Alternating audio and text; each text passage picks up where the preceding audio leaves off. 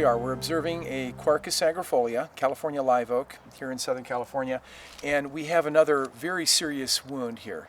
This is a cupping wound. This wound is holding water. This old injury has created a pocket, a hollow, that is able to retain and impound water. The presence of water can accelerate decay. So we don't like wounds like this to be holding water. This is a tough one to bail out. It's very tight and narrow, but it is pretty deep. I've got a little stick here to kind of probe.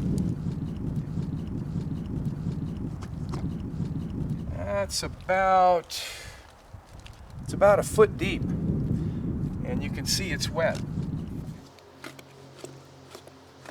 Even though the tree is trying to heal this, we can see the cambium callus rolling in from both sides. It's a long way from closing the wound. So this injury probably is going to be the determiner of the tree's lifespan. Final failure will probably be a result of an injury like this. This wound penetrates into the main stem about half the diameter. So this is a very large wound, a very serious wound, and it also penetrates down into the root zone. We're only a couple of feet above grade, and this soft, pithy wood goes down to just about ground level. We believe that this will be the determiner of the tree's lifespan. We may have failure of the main stem structurally, or decay of the root system and loss of main anchorage and have the tree subside because of that. Or, like I said, it could even be just simple structural failure where it fails through this weakened area, this weakened cross-section of the tree's trunk.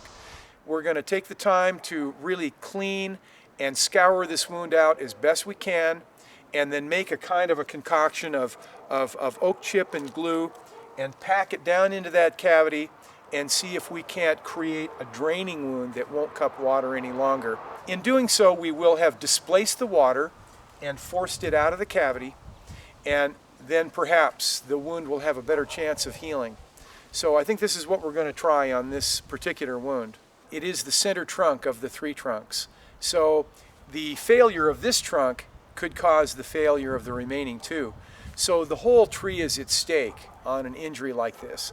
So I think rather than ignore this problem, we're going to take some proactive treatment on this and treat the wood at the back of the wound that's above the water line with our orange rind oil, and just spray that wood to slow down the decay process and give the tree more time to cope with an injury like this.